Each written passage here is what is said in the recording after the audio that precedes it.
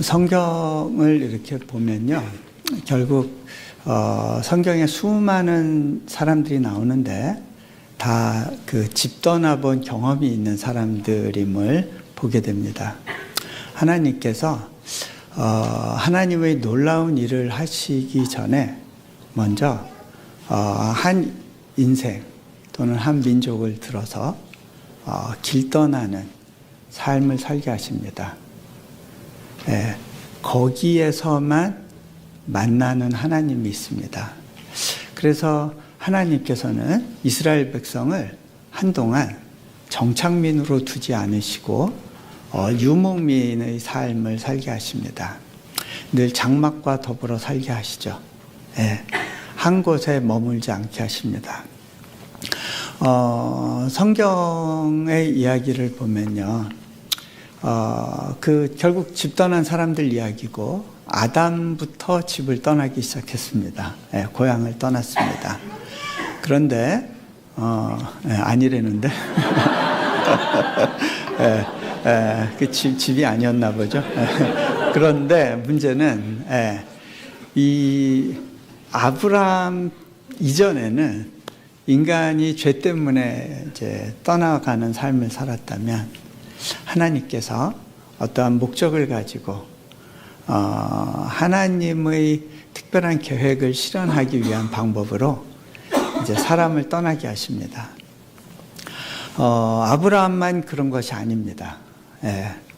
이삭, 야곱, 더 나아가서 요셉, 그리고 그 이후에 이스라엘 백성 전체를 광야에서 떠돌게 하시고, 거기서 하나님을 만나게 하시고, 가나안에 보내셨지만 거기서 하나님을 경외함을 잃어버렸을 때 한 민족을 다 들어서 또 그 땅을 옮기시고 그렇게 하셨죠. 신약 시대에 들어와서도 보면요, 예수님도 아버지의 품을 떠나서 정말 낯설고 물서른 독특한 문화를 갖고 있는 그 유대 땅에 들어가서 거기서 사셨고, 예수님의 사시는 동안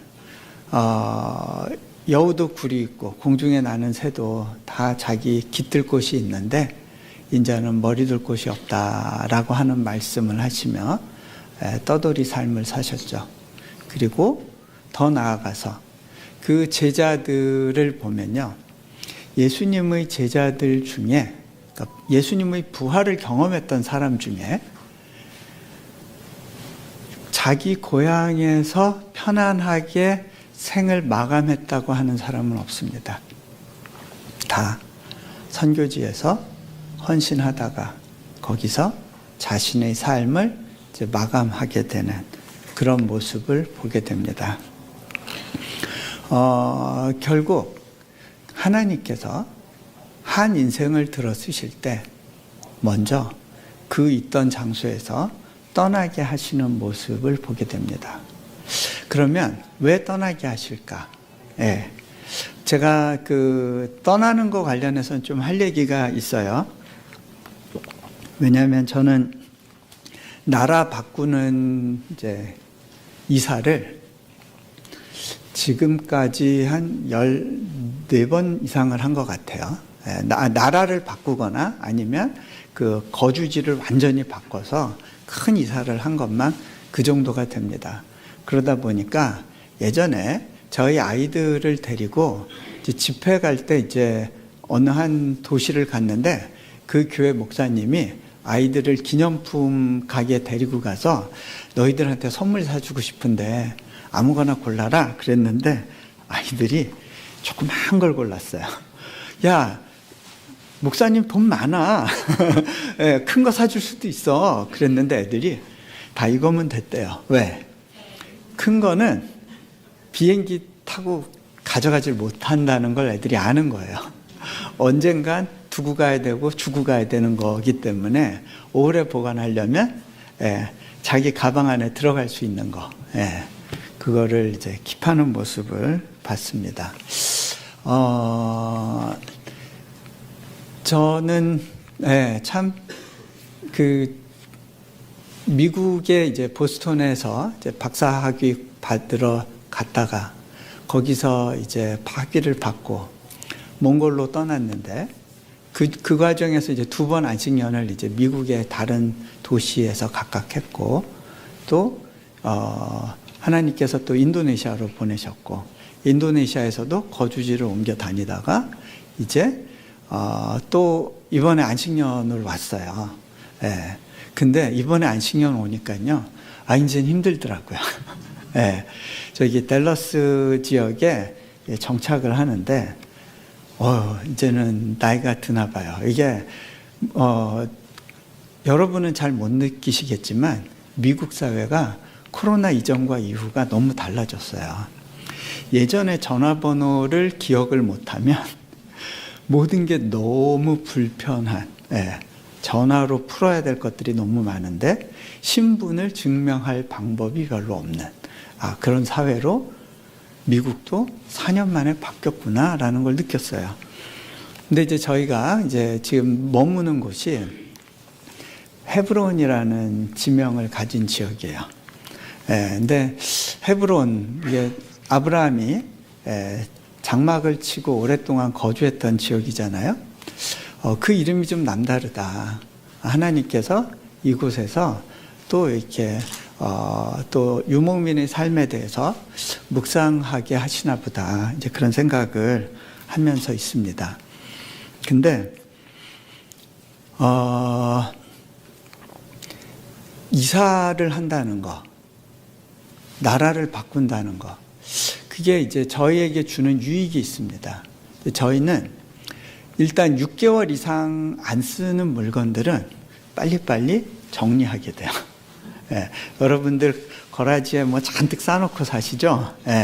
근데요, 여러분들 돌아가실 때 거기 있는 물건 중에 여러분 자녀들이 이거 물려주셔서 고맙습니다 할 물건 하나도 없을 거예요. 다 쓰레기통으로 갈 것들입니다. 미리미리 정리하시고 가볍게 하시는 게 이렇게 늘 내가 이 땅에 나그네로 산다는 것을 확인하면서 준비하시는 삶이 주는 영적인 유익이 있습니다. 제가 딴 건 다 버렸는데 책을 못 버렸었어요. 왜냐하면 미국에서 박사학위 공부하면서 결국은 책이 내 무기다라는 생각을 했기 때문에 열심히 없는 돈에 책 사 모았거든요. 그거를 이제 몽골로 갈 때 그 부모님 때 그 좁은 공간 광에다가 다 쟁여놓고 갔었어요. 근데 몇 년 전에 결단을 했습니다. 어머니 아버지 집에 이렇게 쌓아놓고만 살 게 아니라 정리해야겠다. 그리고 그거를 정리하는 시간을 가졌는데 그제서야 비로소 제가 과거에 가지고 있었던 저희가 어떤 지향, 일말에 혹시라도 하나님께서 나를 되돌이키시면 그래도 이거는 이 글은 써보고 싶다, 이 논문은 써보고 싶다라고 하는 어떤 그런 주제들이 있었는데 이번에 그때 이제 책을 싹 정리하면서 과거로부터 저를 분명하게 정리하는 그런 시간을 가져봤는데, 그게 유익하더라고요. 결국은, 남은 시간 동안은, 하나님 앞에 서는 그 삶을, 그 시간을 준비하면서 살아야겠다라는 생각을 하면서, 그 시간을 보내고 있습니다. 이 하나님께서 아브라함을 믿음의 조상으로 부르시기로 작정하시고 난 다음에 제일 먼저 하신 일이 너는 떠나라 라고 말씀하십니다. 고향과 친척과 아버지의 집을 떠나라고 말씀하십니다. 자, 여러분은 최소한 고향은 다 떠나보셨나요? 여기서 자라신 1.5세, 2세 분들은 여기가 고향이다 하시는 분들이 있을 거예요. 근데 대부분 1세 분들은 고향을 떠나셨어요. 자, 고향을 떠난다는 건 어떤 의미일까요? 네. 저는요, 그 코로나 기간 제일 편하게 내릴 수 있는 공항이 인천공항이라는 사실을 이제 확인했어요. 네. 너 도대체 왜 들어왔어? 너 못 들어와? 라고 하지 않는 유일한 곳이 있다는 건 참 감사한 일이다라는 생각을 했어요. 제가 인도네시아에 있는 동안 비자가 안 나와가지고요. 많이 힘들었었어요. 미국에서도 그렇게 비자 문제로는 고생을 안 해봤는데, 근데 이게 제가 엘리트 코스를 밟았던 사람들이 갖는 약점인데요. 신분 문제가 불안해지니까 세상이 무너지는 것 같은 느낌이 오면서 확 불안감이 엄습하더라고요. 그 인도네시아에서 이게 비자가 안 돼가지고 이제 가족들 데리고 이렇게 메뚜기 신세 해야 된다고 생각을 하니까 그때는 제가 하나님한테 이제 항의가 나오더라고요. 하나님 이러시기에요. 아니 이 땅의 수많은 젊은 영혼들을 위해서 섬기려면서요. 그러면 최소한 여기서 살 수 있는 신분 문제는 해결해 주셔야죠. 그런 마음이 있었어요. 목사님 중에 비자가 안 나와서 힘드셨던 분들 중에 그런 이제 속상함이 있으셨던 분들이 있었을 수 있겠는데, 근데 그 나라에 가서 살아도 된다라고 허가받는 것 자체가 참 감사하고 귀한 일이구나 라는 생각을 그때 한 적이 있었어요. 고향을 떠나게 되면 일단 신분적으로 불안합니다. 그리고 나는 마이너리티가 됩니다. 근데요, 여러분, 크리스찬의 삶은요, 이 땅에서 마이너리티의 삶을 기꺼이 선택하는 삶이에요. 여러분들은 그래도 기독교의 오랜 전통을 갖고 있는 미국에서 살기 때문에 그래도 교회를 다닌다는 것은 마이너리티가 되는 삶을 선택하는 것은 아닐 거라고 하는 그런 생각을 하실지 모르겠어요. 근데요, 저희 학교에 와 있는 학생들 중에서는요, 이제 중동에서 온 아이들 중에는 기독교인이 되었다는 사실이 발각되는 것만으로도 감옥에 가고 또는 목숨의 위협이 있는 그러한 사람들이에요. 파키스탄에 가보면요, 기독교인 마을은 딱 눈에 띄어요. 왜냐하면 거기는 쓰레기가 가득 쌓여 있고 냄새가 나고 길이 엉망이거든요. 왜? 기독교인 마을에는요, 인프라를 깔아주지 않습니다. 그리고 무슬림들이 지나가다가 자기 집 쓰레기를 그 기독교인 마을에 던집니다. 왜? 애들한테 레슨을 해주는 거야. 야, 저딴 종교를 믿으면 저꼴로 살아야 돼. 라고 하는 인식을 심어주는 겁니다. 여러분, 크리스찬으로 산다는 거는 그 사람들은 그렇게 1300년을 살아왔어요. 크리스찬으로 산다는 거는 환영받지 못하는 삶을 사는 것을 의미하는 지역들이 그렇지 않은 지역보다 지구상에는 훨씬 많이 있고 수세기를 거쳐서 기독교는 그런 박해 가운데 버텨왔었습니다. 우리는요, 마이너리티로 인식되는 순간 굉장히 당혹스러워합니다. 한국에서 살던 습관들이 있기 때문에 굉장히 힘들고 분노합니다. 예를 들어서 여러분의 자녀가 어디 이제 외진 곳에 가서 가스를 넣는데 가스를 넣던 백인이 지나가면서 Where are you from? 이렇게 물어보면 굉장히 속상해하면서 I'm from the state 그러면 또 아니 그건 알겠는데 너 원래 어디 출신이야? 라고 다시 한번 물어보게 되면 굉장히 속상하고 분노한다라고 그러니까 아마 그런 경험들이 있으실 겁니다. 근데요 하나님은 우리를 이 땅 가운데 마이너리티로 보내셨습니다. 그것을 인정하고 수용하는 것이 주는 영적인 유익이 있습니다. 하나님께서 아브라함을 이런 소수자로서 자기와는 피를 섞지 않은 전혀 낯선 문화와 환경 속에 톡 떨어뜨려 놓으신 이유가 있습니다. 거기에서만 경험하는 특별한 하나님과의 동행이 있기 때문에 그렇습니다. 자,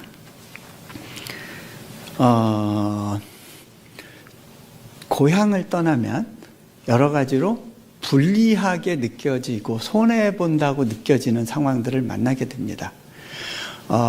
저는 몽골에서도 그렇고요, 인도네시아에서도 그렇고, 이제 현지인들한테 차를 부딪히는 경우가 있어요. 그러면 일단 안 다치면 감사한 거고요. 대부분의 경우는 처음부터 내가 다 물어줘야, 내가 잘못하지 않았어도 내 건 내가 고치고 저 사람 것도 필요하면 고쳐줄 수도 있다라는 전제에서 시작을 해야 마음에 당황하는 일이나 상처받는 일이 없습니다. 왜 그러냐면요, 무조건 현지인이 이기는 경우가 많아요. 그러다가 제가 손해보지 않는 상황이 되면 그건 너무 감사한 일이에요. 한 예를 들면, 그 현지인하고 분쟁이 일었어요. 그 사람이 말도 안 되는 약속을 어기고 막 이제 거짓말로 협박을 하는 경우가 있어서 저희와 이제 같이 지내는 이제 전도사, 현지인 전도사한테 네가 좀 얘기 좀 해봐 그랬는데, 제가 그 몽골 말을 못한다고 생각을 하고 이제 그쪽 상대방이 야, 너는 몽골 놈이 네가 현지인 편이 돼야지 외국 놈 말을 들으면 되겠어? 라고 이야기를 하더라고요. 근데 그 말을 듣고 나서 이 전도사 친구가 아무 말도 못해요. 그때 제가 이제 확인을 했죠. 아, 그렇구나.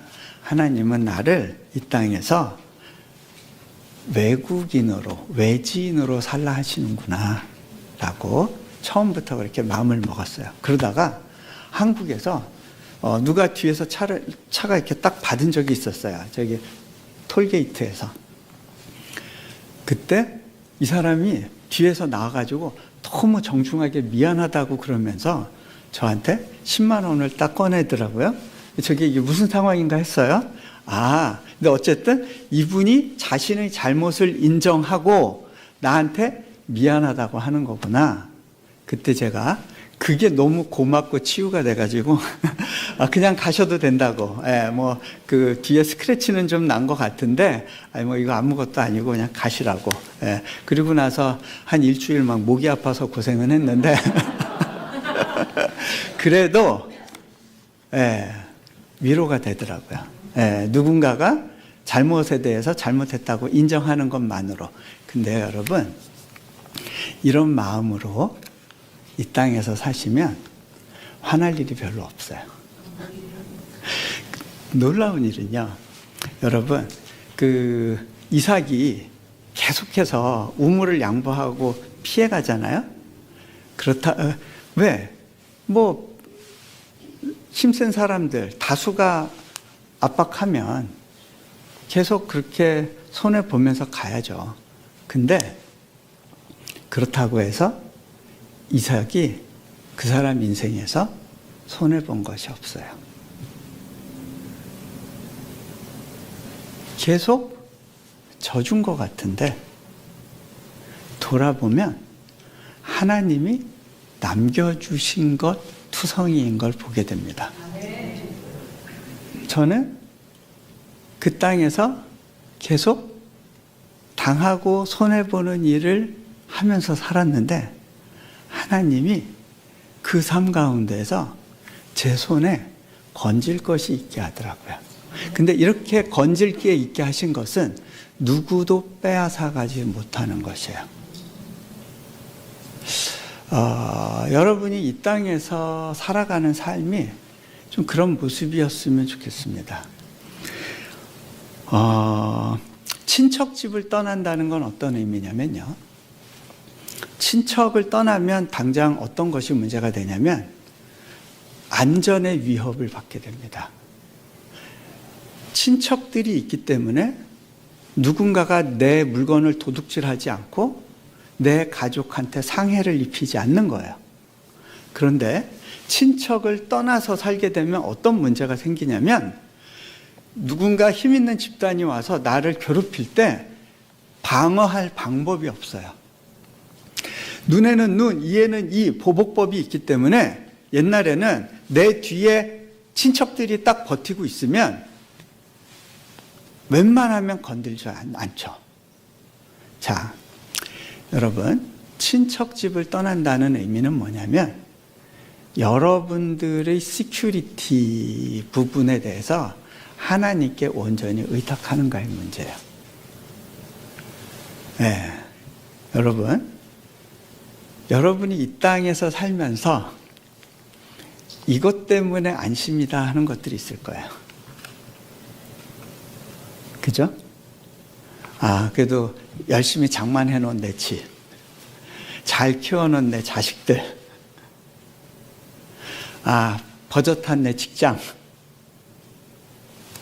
그리고 차곡차곡 부어놓은 내 연금. 여러분이 그것 때문에 내 이곳에서의 삶이 안전할 거라고 생각한다면 여러분은 어쩌면 하나님 없이 사는 삶에 너무 익숙해져 있는 것인지도 몰라요.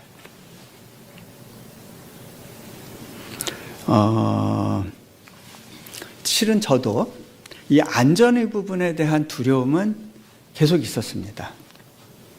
그럴 때마다 하나님이 아이의 질병을 놓고 저를 흔들어 보시는 시간들이 있었어요. 그런가 하면 인도네시아에 갔을 때는 인도네시아는 이제 그 무슬림이 굉장히 많은 나라입니다. 세계에서 가장 많은 무슬림 인구를 보유하고 있는 나라예요. 그러다 보니까 거기서 사역을 하면서 특별히 저희가 이제 캠퍼스 부지를 갖고 있었던 지역은 종교적인 관용성이 그렇게 높지 않은 지역이다 보니까 그 교회에 대한 이제 여러 가지 테러 위협들이 있어요. 뭐 부활절 같은 때 그 교회 뒤에 이제 뭐 폭탄을 설치한다거나, 그래서 꼭 예배 드리고 나갈 때 펑 터지게 한다거나, 또 어떤 경우는 어떤 괴한이 난입해가지고 그 교회에서 부활절 예배 때인데 막 사람들을 칼로 막 찌르고 이런 일들이 있는 거예요.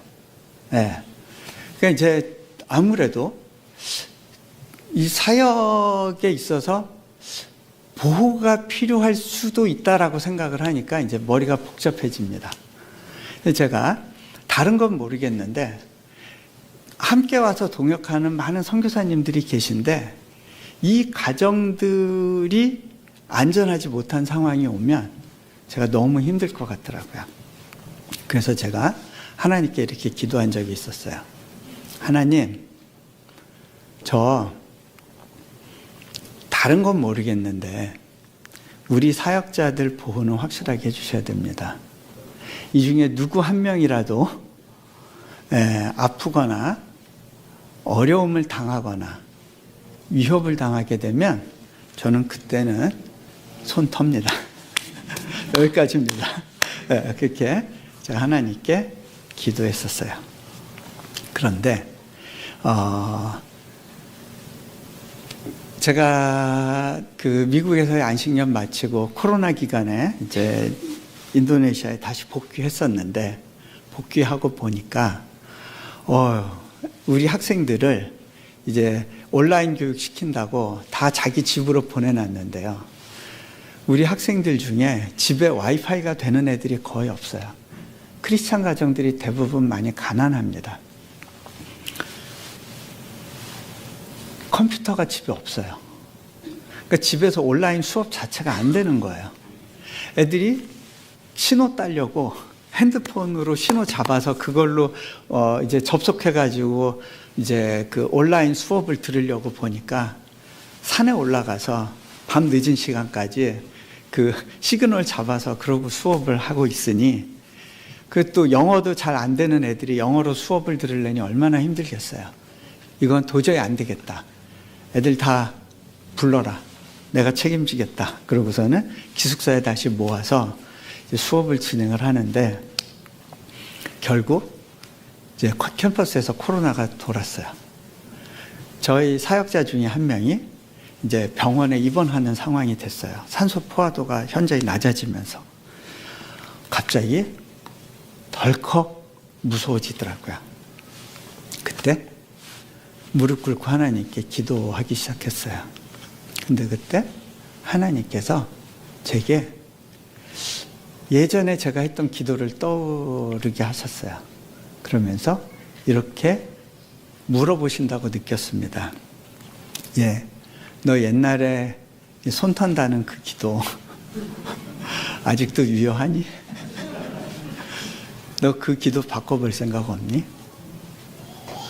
제가 기도하면서 이렇게 고백했어요. 하나님, 우리에게 어떤 희생이 오든지 제가 있어야 할 자리를 지키겠습니다. 남의 말은 아멘이 쉬워요. 여러분, 이게 여러분 기도라고 생각하고 아멘 하셔야 돼요. 자, 근데요, 제가 그 기도를 하고 나서야 비로소 그렇구나. 하나님께서 살려주시겠구나. 여러분, 불안해서 기도할 때는요, 하나님이 응답을 주신다 하더라도 그걸 내가 캐치하지 못하고 수용하지 못하고 이해하지 못해요. 친척 집을 떠나봐야 내가 안전하다고 생각하는 그 지대에서부터 떠나봐야 비로소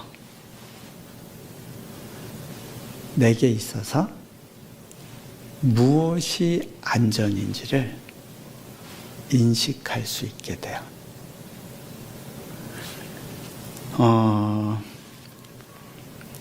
아버지의 집을 아버지의 집을 떠난다는 건 어떤 의미일까요? 아버지의 집을 떠나면 고대 근동사회에서는요, 일단 유산 상속을 포기해야 됩니다. 왜? 모든 재산은 대부분이 부동산이에요. 아버지의 집을 떠나는 순간 아버지로부터 물려받을 수 있는 모든 것들을 포기해야 됩니다. 어떻게 보면 오늘날에 있어서는 이제 재산을 말하죠. 저는 그렇게 좀 몇 번 해봤던 경험이 있어요. 제가 몽골로 선교사로 들어간 다음에 저는 원래 이제 단기로 2년을 섬길 생각이었는데 하나님께서 그 땅에서 계속 있어주지 않겠니? 라고 초청하셨을 때 그때 저는 이제 결단을 해야 됐어요. 평생 월급이란 걸 받아보지 못하고 사는 삶. 다음 달의 수입을 내 스스로가 계산하지 못하면서 살아보는 삶. 그 삶을 이제 선택하는 걸 의미했어요. 그 이후로 저는 지금까지 월급이란 걸 받아본 적이 없어요. 근데 그 결단을 하고 난 이후에 하나님께서 그 내려놓은 책이 나오게 하시면서 굉장히 많은 재정적인 축복을 주셨어요. 근데 하나님께서 몽골 떠나라고 하실 때 그거를 다 몽골 땅에 두고 오라고 그러셨어요. 저는 그게 본토 친척 아비집을 떠나라라고 하시는 아브라함의 부르심에 대해서 부르신 것이라는 그런 생각을 했어요. 근데 그거를 다 몽골 땅에 놓고 인도네시아에 와서 속았다라는 생각이 든 순간이 있었어요. 왜냐하면 인도네시아는요 물가가 훨씬 비싸고요, 팀이 와서 같이 사역을 해야 되는데 도와주겠다고 하는 사람은 전혀 없는 가운데 기초다지기를 하는데 들어가야 될 수많은 재정이 있어요. 근데 그때 그 재정 갖고 왔었으면 최소한 요 문제 해결하는 데는 도움이 됐을 텐데 라는 생각이 드는 거예요. 그런데 하나님께서 이제 나중에 깨닫게 하신 건 뭐냐면, 어차피 제가 아무리 재정을 모아갖고 들어와 봐야 하나님이 일으키시려는 그 사역을 충당하는 데는 100분의 1도 채울 수가 없는 거예요. 거기서는 하나님이 일으키시는 하나님의 재정을 가지고 일을 해야 되는 거예요. 네. 그거를 배우게 하셨어요. 하나님께서 이렇게 집 떠난 아브라함에게 약속하신 것이 있어요. 뭐냐면요, 축복을 주시겠다는 거예요. 너로 하여금 큰 민족을 이루게 하겠다 그러셨어요. 그리고 너에게 복을 주어 내 이름을 창대하게 하리니 너는 복이 될지라 라고 말씀하세요. 여러분, 우리가 이민 생활하면서 망가지는 이유가 있어요. 하나님께서 축복의 기회로 부르셨는데 이곳에서 복이 되는 삶을 경험하지 못하고 이 땅에 있는 사람들이 복을 나눠받는 것에 혈안되어서 인생을 낭비한 거예요. 이 사람들이 나를 껴줘야 되는데, 이방인 취급해주지 말아야 되는데, 이 사람들이 갖고 있는 어떤 재정의 기회들에 대해 내가 연결되어져야 되는데, 우리가 워낙 없이 살았던 분들이 많았을 거예요. 새로운 땅으로 가면서 적어도 내가 한국에서 살던 삶보다는 좋은 삶이 기다리고 있을 거라는 기대를 했을 거고요. 그래서 제일 좀 돈이 모일 수 있는 좋은 곳을 선택하시려는 분들이 있었을 거예요. 그런데요, 그렇게 복을 나눠 받으려고 하는 삶은요, 우리를 영적으로 건강하게 서게 하지 못해요.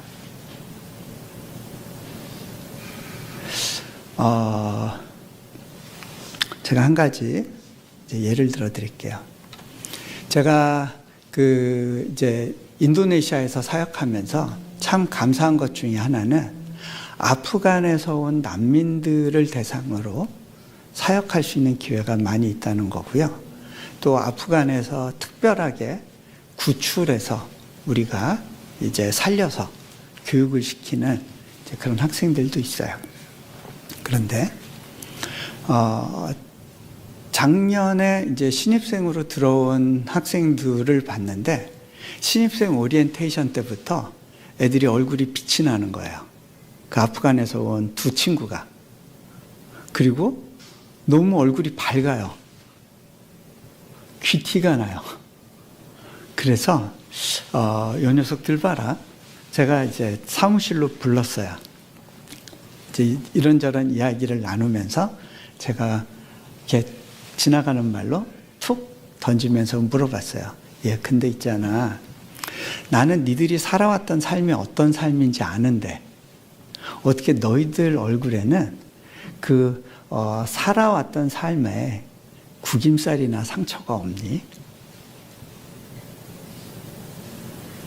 여러분, 아프간에서 난민으로 온 사람들은요, 최소한 2년 정도는 길바닥에서 생활을 해요.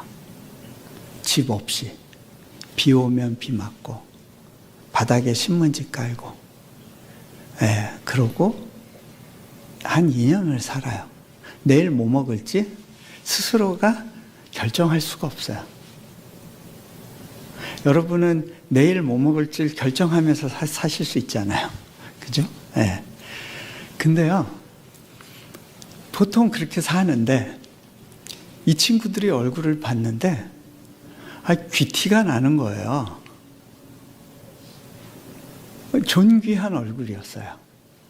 그래서 제가 그렇게 답은 알 것 같지만 한번 확인차 물어봤어요. 얘들은 뭐라고 대답할지.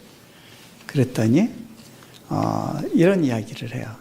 선생님, 저희가 예수님을 믿고 나서 저희의 생각과 태도만 바뀐 것이 아니라 저희의 외모도 바뀌게 되었던 것 같아요. 여러분, 여기서 예수님 20년, 30년 믿고 사시면서 얼굴이 안 바뀌신 분들 좀 많으실 거예요. 네, 외모가 안 바뀐 분들이 있을 거예요. 삶의 태도가 안 바뀐 분들이 있을 거예요. 진지하게 생각해 보세요. 내가 진정 예수님을 나의 구주로 내 삶 가운데, 이 이민 삶 가운데 모셔본 적이 있는가? 아니면 이 세상에 믿을 놈 하나도 없어. 내 주먹을 믿지. 그죠? 네. 내 주먹을 믿지. 그리고 여러분의 인생을 살아오셨는가? 여러분, 2년간 집이 없이, 가진 것 없이, 내일 무엇을 먹을지 모르고 사는 삶 속에서도요, 기쁨과 평안이 있을 수 있어요. 저는 그 수많은 아프간에서 온 무슬림들에게 정말 생명의 말씀이 필요하구나라고 느꼈던 적이 있었어요. 그건 뭐냐면요. 저희 학교에 들어와서 공부했던 이제 난민 학생이었는데 이제 결혼을 하게 되면서 이 친구가 이제 학교를 이제 그만 다니게 됐고 이제 밖에서 일을 하는. 근데 원래 난민으로 온 사람들은요 정식으로 일을 할 수 있는 허가를 받지 못해요. 네, 그래서 여러 가지로 어려움 가운데 생계를 잇고 있는데요. 이 친구가 이제 비자 인터뷰 전에 이제 서류 스크리닝하는 이제 프로세스가 있는데 그 서류 스크리닝하는 과정에서 이제 서류에 쓴 내용이 한 말하고 같이 매치가 안 되거나 증빙이 안 되면 탈락이 되는 거예요. 근데 그렇게 탈락이 되면요 또 4, 5년을 기다려야 돼요. 4, 5년 걸려서 그 프로세스를 갔는데 또 탈락이 되면 4, 5년 때로는 한 10년을 거기서 또 난민으로 머물러 살아야 되는 거죠. 그런 상황이 되면서 굉장히 많은 사람들이 이제 우울증에 빠져요. 난민들이 굉장히 많이 우울증에 빠지는데 이 친구 같은 경우는 우울증에 빠진 게 아니라 저한테 그런 얘기를 하더라고요. 자기가 지난달에 어느 지역에 가서 세례받는 사람들을 돕는 사역을 하고 왔대요. 그러면서 뭐라고 이야기를 하느냐면 어쩌면 하나님께서 저를 이 땅에 계속 머물러 있게 하시는 이유가 있는 것 같아요. 라고 이야기를 하더라고요.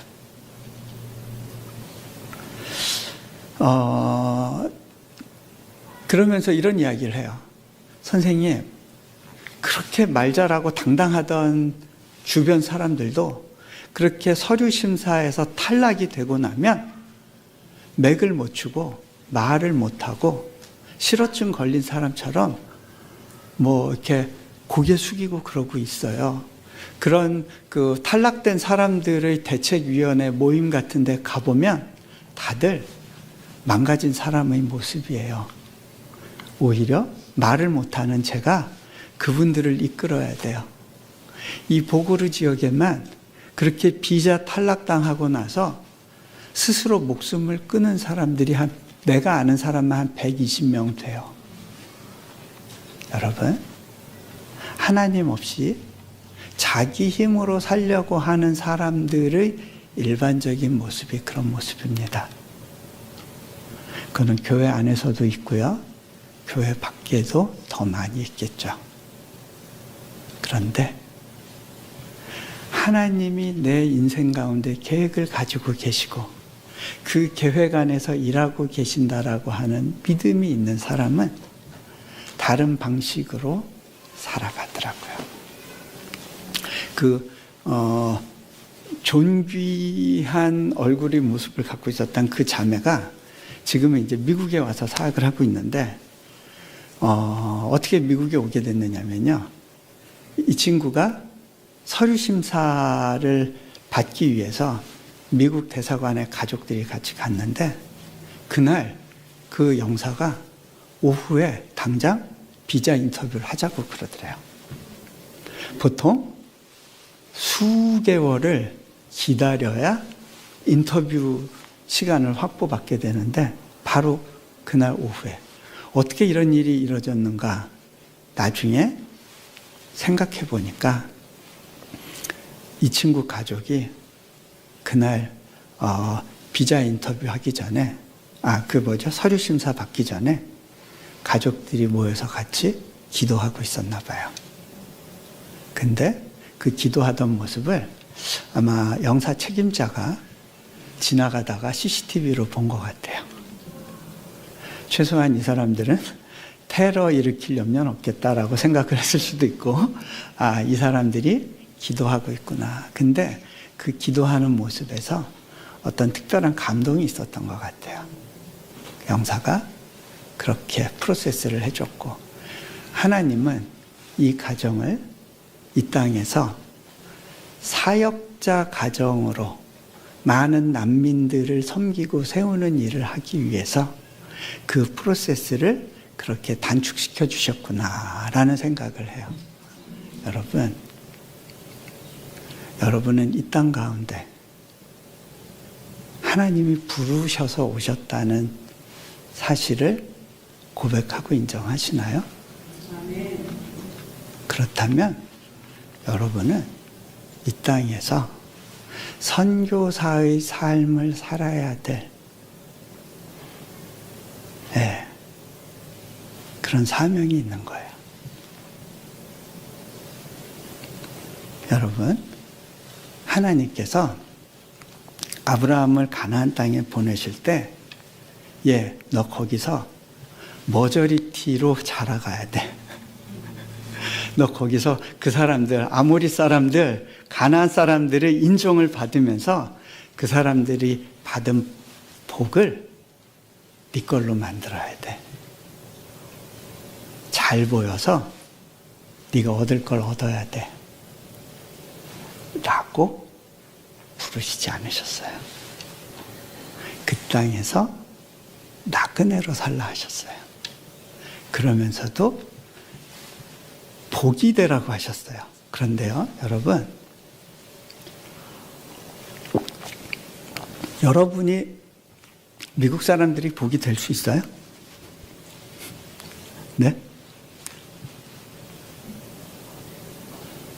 아브라함이 노력해서 그 땅의 복이 되는 삶을 사는 건 아닌 것 같아요. 제가 노력해서 인도네시아의 복이 될 방법이 없어요. 그냥 그 땅에서 하나님을 경험하고 하나님과 동행하다 보면 그 동행의 여정에서 무언가가 흘러나오기 시작해요. 그리고 그것이 사람들을 궁금하게 하고 누군가에게 도전이 되고 변화가 되게 하는 거예요. 하나님께서는요, 지금도 지구상에서 곳곳에서 집 떠나는 사람들을 만들고 그들을 통해서 하나님의 일을 하시는 걸 보게 돼요. 제가 지난번에 이집트 갔다 와서 굉장히 이렇게 고무된 적이 있었어요. 지금 중동에서 다양한 전쟁이 일어나면서요, 팔레스타인 사람, 예멘 사람, 이란 사람, 수단 사람 다 이집트로 모이고 있어요. 그 이집트에 너무 많은 사역의 필요가 있는 걸 보게 돼요. 그리고 정말 평범한 크리스찬이었던 사람들이 난민이 되고 나서부터 정말 하나님을 섬기는 것이 자신의 인생의 최우선 가치라는 사실을 믿는 사람들로 변화되는 일들이 일어나요. 수단 땅에 살 때는 정말 그냥 노미널 크리스찬, 그냥 교회만 가는 크리스찬이었던 사람들이 하나님을 어떻게 섬기고 이 땅에 와 있는 나의 민족들을 어떻게 섬길 것인가에 대한 고민을 가지고 밤마다 울며 기도하는 사람들이 나오고 있어요. 하나님께서요,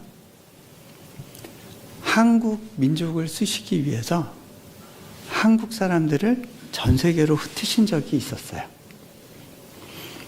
일제강점기 때 많은 분들이 만주로 북간도로 가서 거기서 하나님을 만났어요. 그 한 카나다 선교사의 기록에 따르면 만주는 황량한 곳이지만 최소한 일주일에 한 번씩 꽃이 핀다. 주일마다 들판에 하얀 꽃으로 물결이 인다라는 표현을 썼어요. 그게 뭐냐면 주일날 하얀 옷 입고 아이들 데리고 교회 가는 조선의 아낙네들의 행렬이었어요. 집 떠나서 그곳에서 하나님을 만나게 했어요. 제가 그 러시아 시베리아 지역에서 사역할 일들이 있어서 다닐 때 보면 참 그 공산 치하에서 특별한 하나님의 섭리 가운데 하나님을 믿게 된 고려인 가정들이 있고, 그 가정들이 시베리아 지역 곳곳에서 한국말은 못하는데 한국 음식을 할 수 있으니까 고려 식당을 열어서 그걸로 교회를 섬기고 선교사들을 서포트하는 일들을 하는 것들을 보게 돼요. 하나님께서 전 세계 곳곳에 한민족을 흩으시고 그곳에서 복이 되는 삶을 살게 하셨구나. 그런데요, 어떻게 보면 제일 복받은 나라에 와 있는 우리 미국의 이민자 가정들을 보면요, 제일 어떤 면에서 영향력 없는 삶을 사는 것 같아요. 왜 그럴까요? 정체성 부분에 문제가 있어요. 선교사로 부름받았다는 생각이 없어요. 더 잘 살기 위해서 온 거예요. 최소한 동남아에서 자라는 저희 이렇게 자녀들을 보면요, 얘네들은요, 스스로가 마이너리티라는 생각을 해요. 그게 너무 당연한 거예요. 그리고 그렇기 때문에 더 한국어를 잘해야 된다는 생각들을 자연스럽게 하는 것 같아요. 영어도 하고 그 현지어도 하고 그리고 한국어도 잘해요. 왜? 정체성에 위기가 없기 때문에 그래요.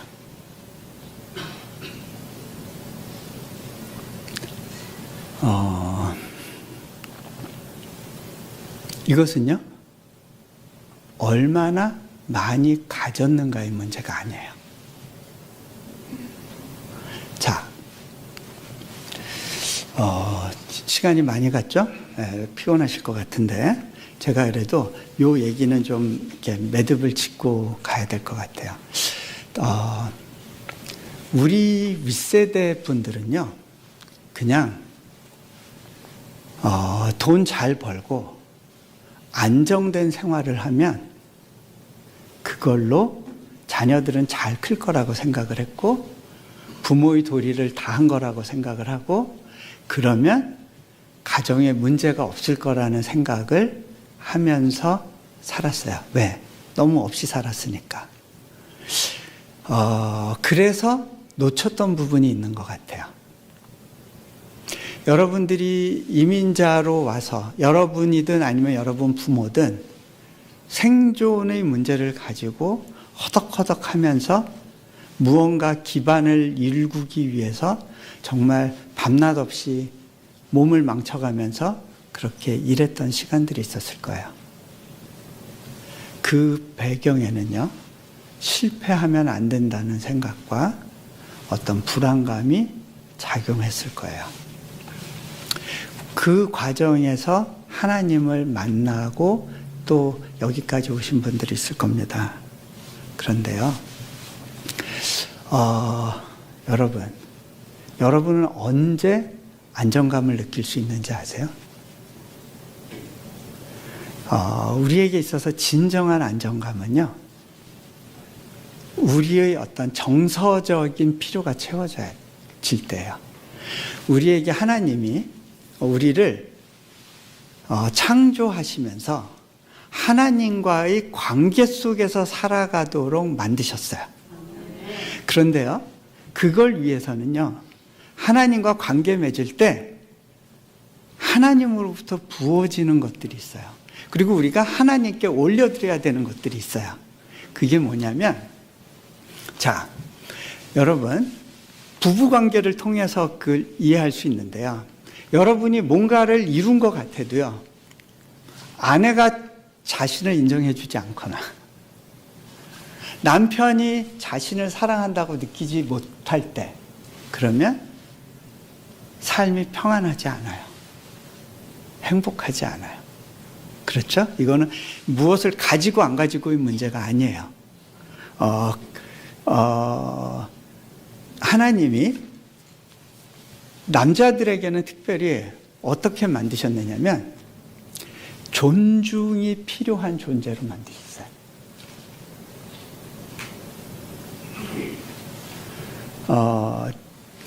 남자분들 중에 이제 이렇게 얘기하는 분들이 있을 거예요. 내가 달래 이렇게 고생하는 줄 알아? 당신 먹여 살리고 애새끼들 공부시키려고 그런 거지. 네, 그렇게 얘기하시는 분들이 있을 거예요. 근데요, 솔직히 생각해 보세요. 정말 그것만을 위해서 뼈 빠지게 일하셨나요? 괜찮은 남편, 좋은 아빠로 인정받는 것이 필요했어요.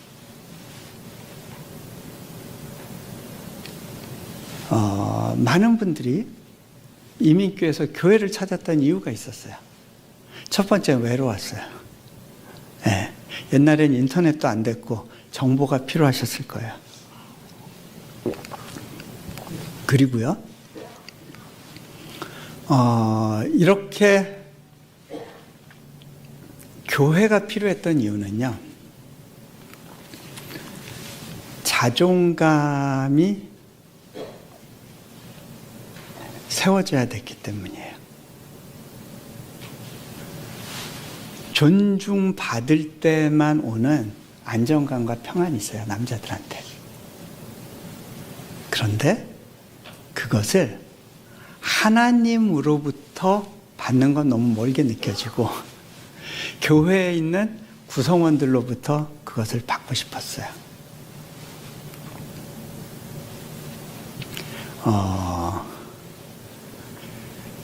우리가 근데 이거를 내가 제대로 못 받는 것 같아라는 생각이 들면 어떻게 반응하게 되냐면요, 자꾸 법을 따지게 돼요. 원칙을 따지게 돼요. 무엇이 옳은가 그른가를 자꾸 따지게 돼요. 한 예로요. 저한테 이제 은혜 받았다 그러면서 이렇게 이메일 보내시는 분이 있어요. 그 중에 어떤 분은요. 선교사님 생각은 어떠세요? 그러면서 이게 뭐 마치 제가 이렇게 용한 사람처럼 보였나 봐요. 아니 11조는 꼭 해야 되는 건가요? 그리고 이게 새 전에 해야 되나요? 새 후에 해야 되나요? 사업하시는 분들. 그런 질문들을 하세요. 근데 그게 왜 궁금할까요? 이유는 불안한 거예요. 자신이 맞는 편에 있어야 안전하다라고 느끼는 거예요.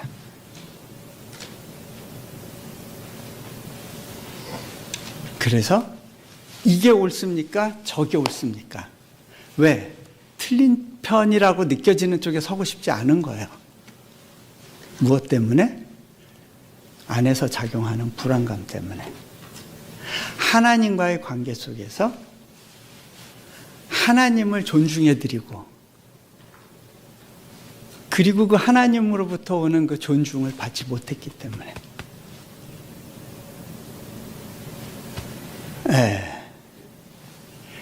여성분들의 경우는요, 사랑이 필요해요.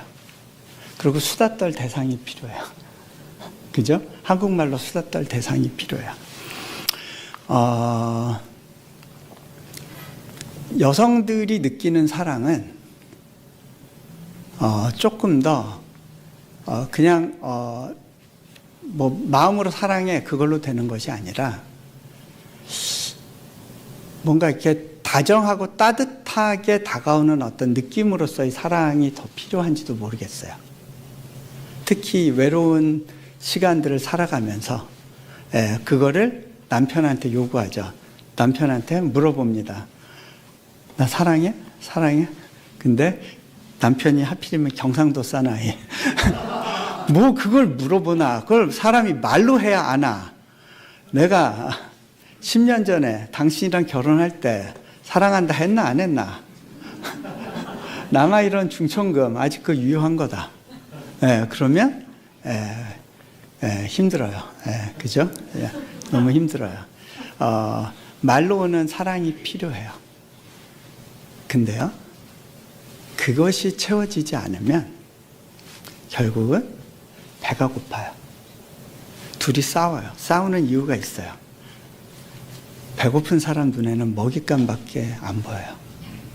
너는 왜 나의 이 마음조차 헤아려 주지 못하고 채워주지 못하냐 하면서 물고 뜯고 싸워요.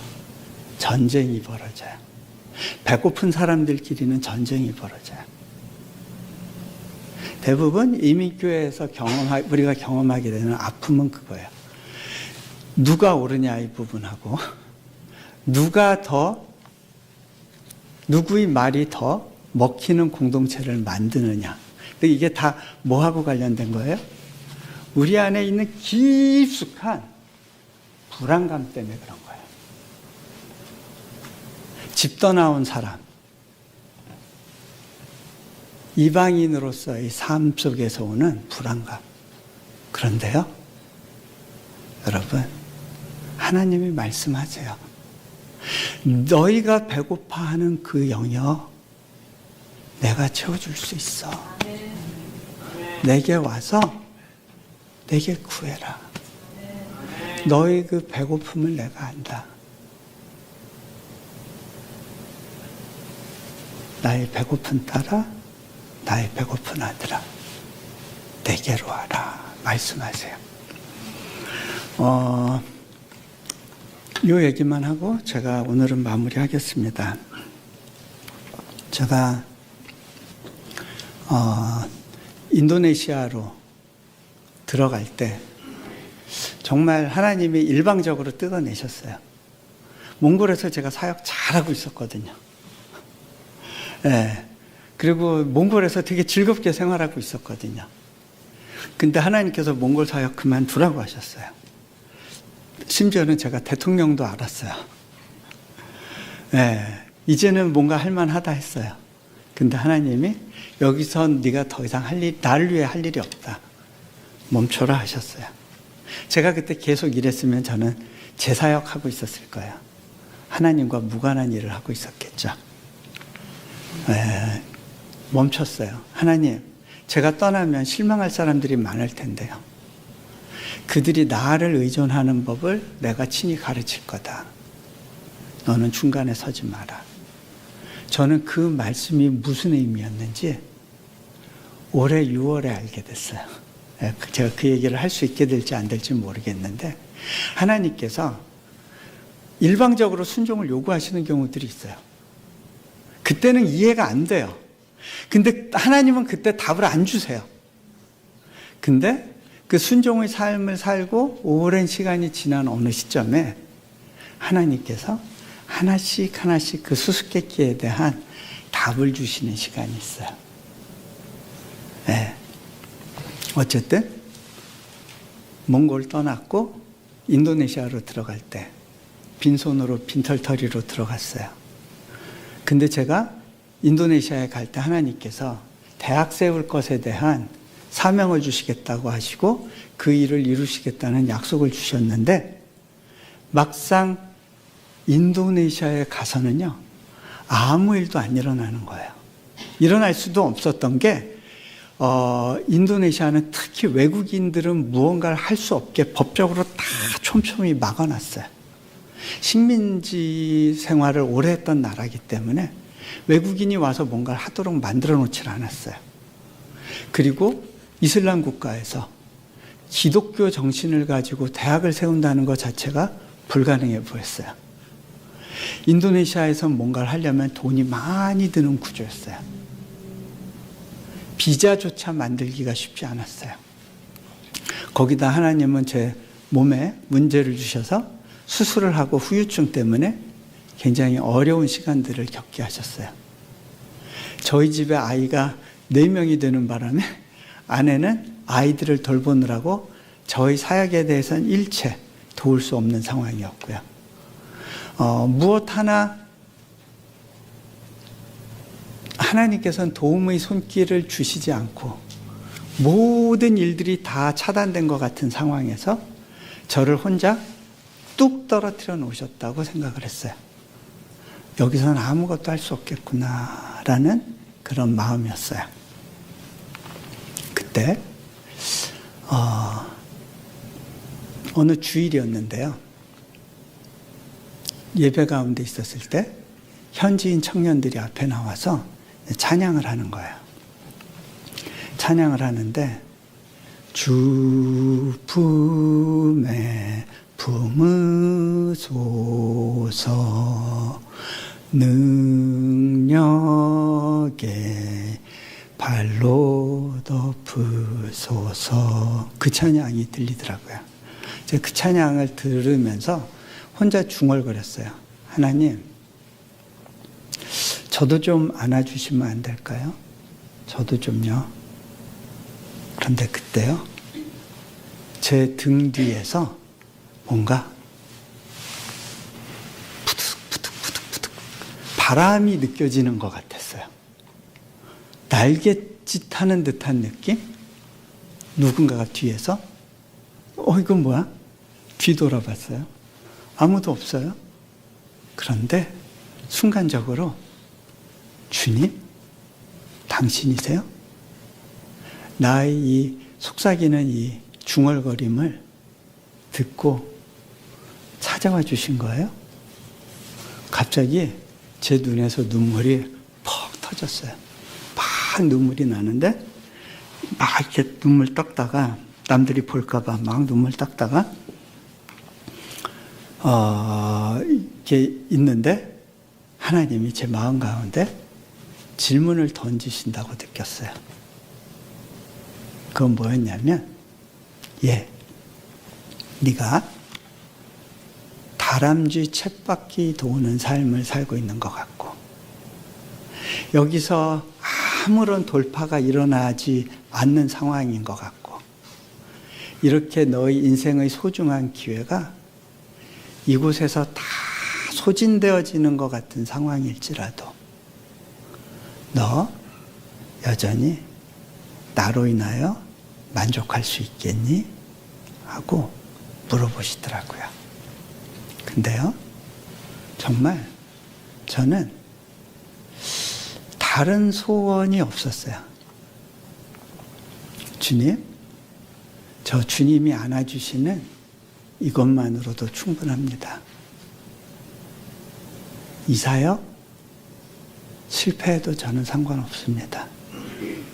너 하나님의 음성 잘못 듣고 와서 네 인생 망쳐버렸어 라는 이야기를 들어도 괜찮습니다. 하나님께서 나와 동행해 주시는 이 동행의 시간만으로 저는 여전히 충분합니다. 고백할 수 있었어요. 그런데 돌아보니까 그게 아브라함의 삶이었더라고요. 하나님께서 놀라운 약속을 주셨어요. 하지만 아브라함이 그 땅에서 사는 동안 그 약속이 이루어질 기미가 보이지 않았어요. 그러니까 아브라함은 끊임없이 자기가 노력해서 하나님의 그 약속을 자기가 대신 이루어드리려고 애를 썼어요. 그런데요, 하나님의 약속은 하나님이 이루세요. 하나님은 우리가 할 수 있는 걸 약속하시지 않으세요.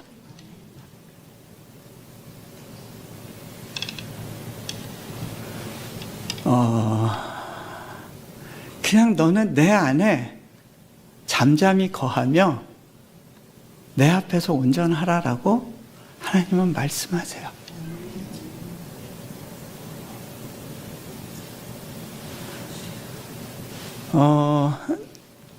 아브라함은 높이 그냥 탑을 쌓으면서 그 어떤 문명의 찬란함을 보여주는 그러한 바벨론 출신이었어요.